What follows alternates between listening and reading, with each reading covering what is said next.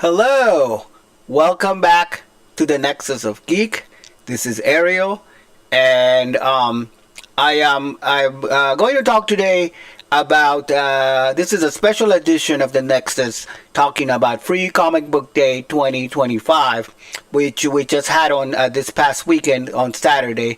Now I have been collecting free comic books since about 2010, 2012. I lost track. It's been a while. Every year, with the exception of 2020 because I got COVID that year, so I didn't make it out to the store.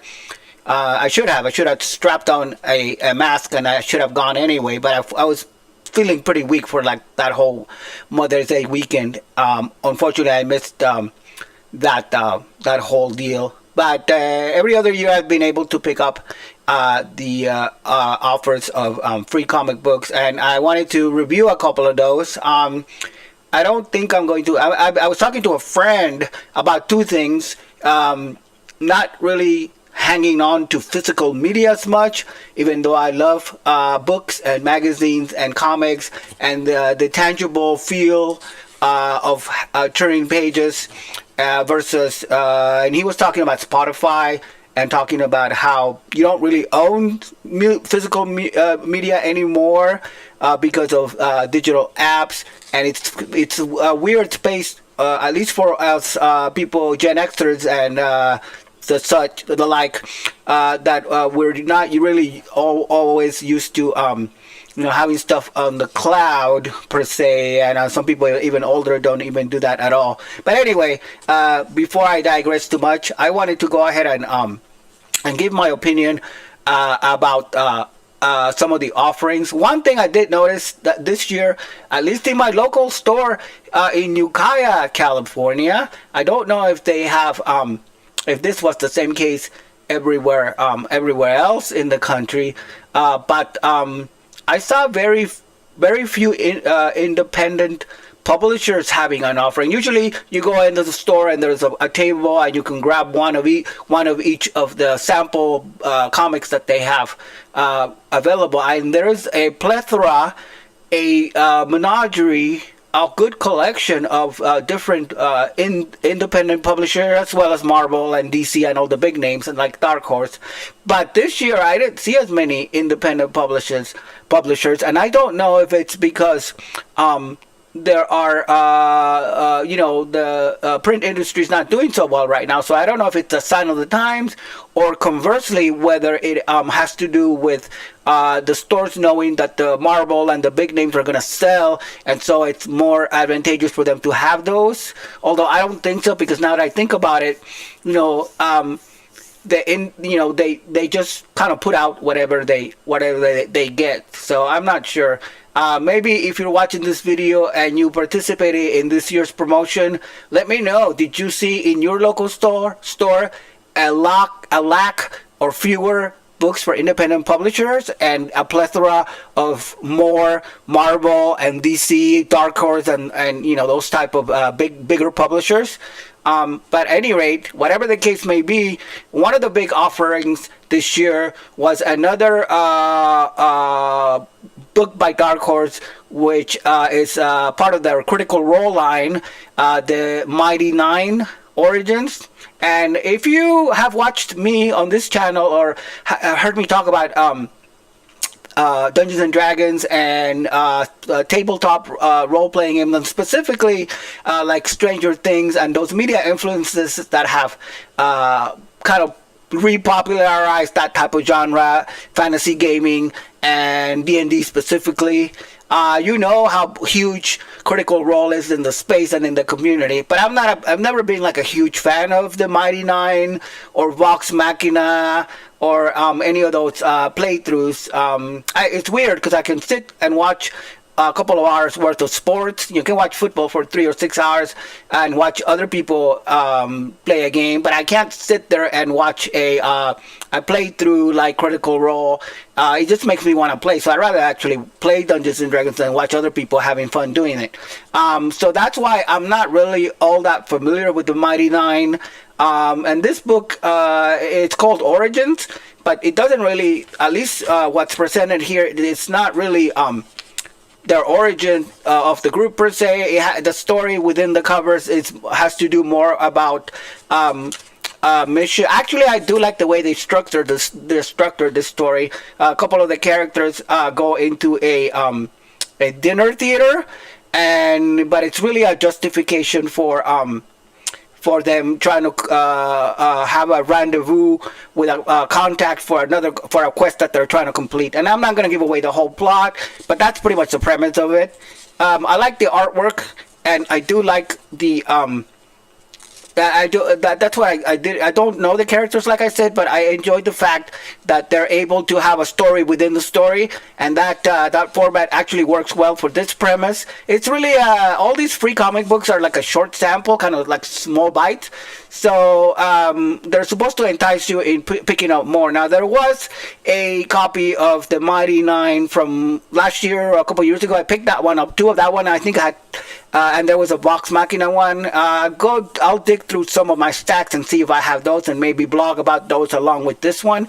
But really, when it comes to this comic, there's also a backup feature, which is the Black Hammer series, and I actually enjoy that a whole lot more than the Critical Role one, despite the gaming connection, because Black Hammer has the premise of that. I think it's really cool. It has to do with the various superheroes and villains, so it's a typical superhero story, but I really like the way that it unfolds, and they make you, it's kind of like an homage, or they pay tribute to the different ages of comic books. Like it talks about this one hero who is looking towards the future, and they go through the various ages. Like there's heroes in the Golden Age, and then the one specifically in the book is from the Silver Age, and so like the Golden Age heroes, like they have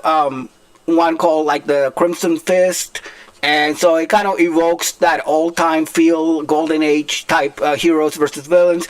And then the Silver Age ones do the same thing. And then there's this one called Black Hammer, which is the title of the comic. And Black Hammer is just a regular Joe who got superpowers, and he wields this kind of big powerful hammer like Thor, but it's not really an homage to Thor. I think it's really more of a nod to John Henry Irons, I believe that's his name, which is the character of Steel in DC Comics, which was kind of like the African American Superman, and took over the mantle of Superman when Superman died in the early 90s in the 92 story.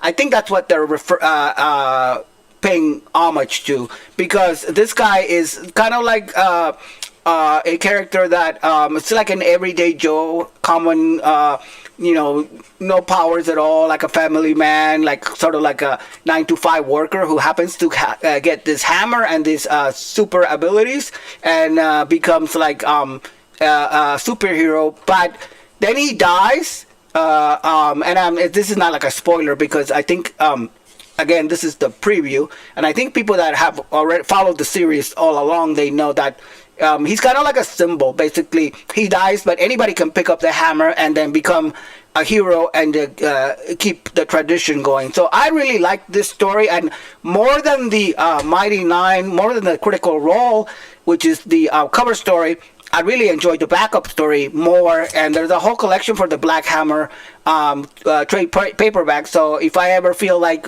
reading something new, I think this is more up my alley, and I would be more willing or more excited about picking up this Black Hammer trade, rather than start with Critical Role or Vox Machina or any. Even though I like Exandria, and even though I think that Matt Mercer's universe is fun, I'm not a critter. I'm not a huge critter, and people know this about me. If you are, then more power to you. But this is a good book. I think it's a good find, and so a lot of these books end up on eBay, and they're no longer free. Oh, but you pay like a minimal amount. I think this one might be worth something, just because they're starting with Critical Role. I think it's like campaign number 4 now. I don't know if they're going to play D&D or 5e in campaign 4. I heard that they might be switching to another system, but who knows? I don't really follow it closely.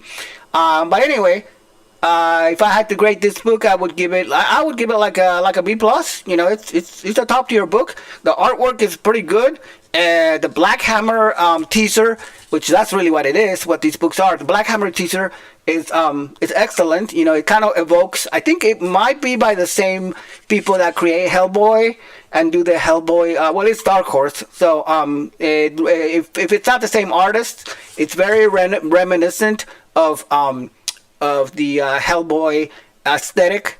Stan Mags, Leonardo Sino, Diana Sosa, and Ariana Hammer are listed on the cover. But I think I'm not sure if that's those are some of the names. Well, actually, if you look at the credit, the Black Hammer one has a completely different lineup. So that lineup was the artistic lineup for the Mighty Nine for the Origins, and then the Black Hammer one is Jeff Lemire. Dave Stewart is doing the colors. Leticia Cadonici, I think is how you say it, and then a couple of other people doing the lettering. So it's a good book. I give it a thumbs up, and I give it a B plus.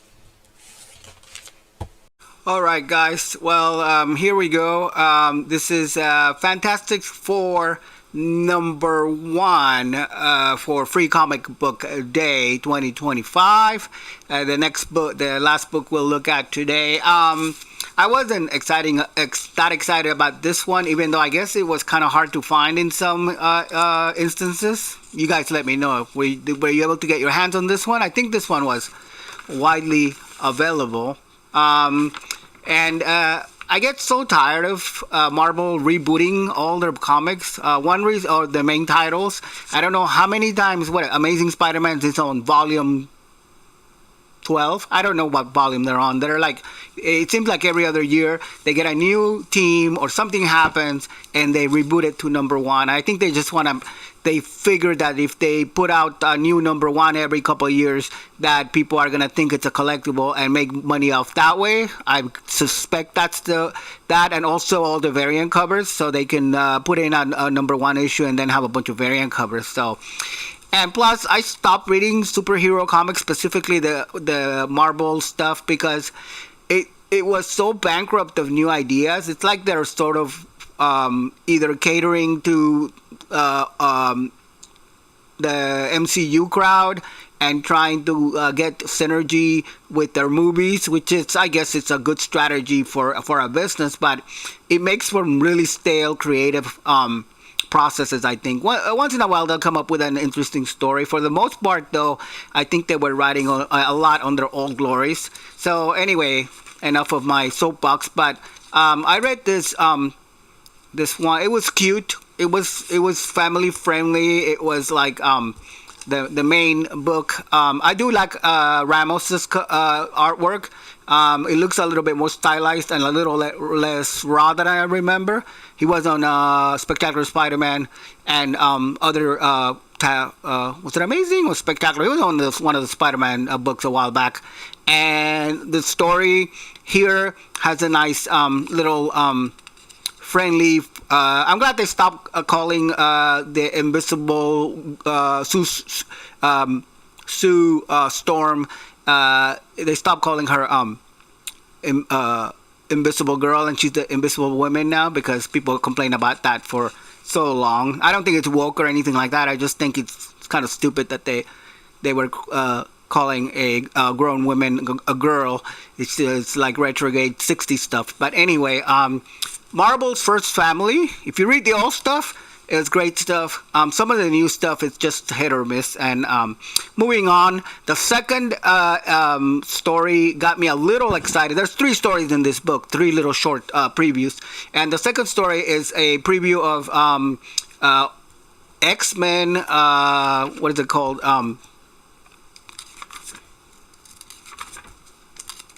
All New X-Men. Sorry, I kind of blanked out on Giant Size X-Men. That's what it's called, Giant Size X-Men. And if you think about Giant Size X-Men from 1975, I think it was, when they rebooted the X-Men, and they had great success in the late 60s when they had the old team. So this is kind of like, I thought this was going to be kind of like a retelling of those stories with the newer X-Men joining the taking over for the new generation, and it kind of is that. And I wasn't collecting or reading comics when that story first came out, but I do have a reprint of that, which was the classic X-Men that they put out in like the mid 80s or early 90s, or whenever the heck it was that came out.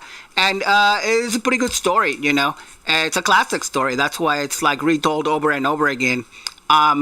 And this one is has the X-Men from that era, with like Colossus and what else? Like Storm, and you see like Nightcrawler, and you see the Native American guy, which the name I always forget, and those type of Sunfire, those type of classic. All new, and Wolverine, of course. Like, it was the first time that Wolverine was actually in the X-Men for Giant Size X-Men #1 back in the day, and now they redid it. But it's an interesting. I was kind of a little excited about. I don't get excited about X-Men anymore because I get same problem. Marvel reboots it so many times, and there's very few original stories that they seem to be able to tell. So they rely on going back to a lot of the classic tales and building on that. And it's fine. Like, the artwork is fine, and but it's just not super exciting. I was kind of hoping that it would be more like telling stories about this classic team from different angles, from like different perspectives, or like different timelines and stuff. And I find out that there's a little bit of element to that. I'm not gonna spoil it if you want to read it, and it ends on a cliffhanger, and it didn't do it for me. Like, the cliffhanger is not great in terms of like getting me umped, which is what it's supposed to do, getting me excited about the next chapter. And lastly, there was a story called Popularity Contest, and it features new characters. And they are kind of like an amalgamation of Wolverine and Deadpool, but in inverse. So they're called Wolverpool and Deadverine. And I hate Deadpool. I know I'm in the minority, and I think I seem to be pretty negative in this review for this comic, but I have never enjoyed the modern version of Deadpool. I think he's the weakest character in comics, and I really don't understand his popularity. I know that people like the fact that he breaks the fourth wall all the time, and that's his whole running shtick. And I thought I was going to hate this story. It starts off talking about, I don't know if it was written and created right after the movie came out, but it talks about how the Deadpool and Wolverine movie racked up a world wide box office amount of over like close to $2 billion, and it kind of boasts about that. And I was like, okay, here we go. It's gonna be just another, because there was a Spider-Man Deadpool free comic book day offering that I picked up I think it was like 2018 or 2019, I can't remember, but it was terrible. I actually struggled reading through it and almost couldn't even get through it, and it was kind of long. But I didn't like it at all. And I thought I was going to hate this one too. But to my surprise, I actually liked the story. I think that they do use the trope like Deadpool does of like breaking the fourth wall. But they use it in pretty effective ways here. And the storytelling is not bad. It's about a couple. Not to spoil the whole thing, but there's a couple that he likes comic books a lot. That's his main hobby. And then they're always kind of bickering, and he wishes that his wife would join him and she would be into comics too. And then all they had to do is, for some quirky comic book reason of the universe, which you can read about in the story, they end up becoming comic book characters themselves. So they're self-aware, and that could be tried and has been done before.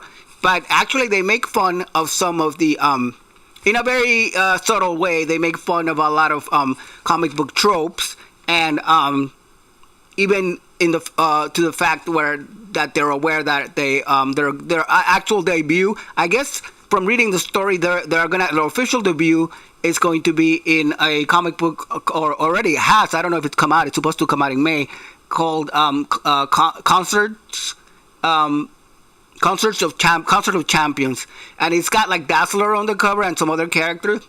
Now, personally, I think that book is gonna fail, and I hate to be dooming and glooming, but Dazzler was not really like a top tier selling book back in the day when the X-Men were super popular, and I don't think she's gonna sell that well anyway. But I don't know if the new book is anthology, but anyway, that's they make a joke about being doomed because their debut for these characters are gonna happen in or officially happen in a free comic book day preview. But it's pretty good actually. It made me chuckle a couple of times, and just goes to show I thought it was gonna be the worst offering in the whole thing, and it actually turned out to be pretty good and better than the title Fantastic Four cover one and the other one I talked about. So anyway, another free comic book day gone. I'm gonna blog about a couple of more review and maybe do another video on the rest. I haven't decided yet, but thank you so much for tuning in, and go ahead and take part in some gaming, some tabletop gaming if you get a chance this week, and may the rolls be with you.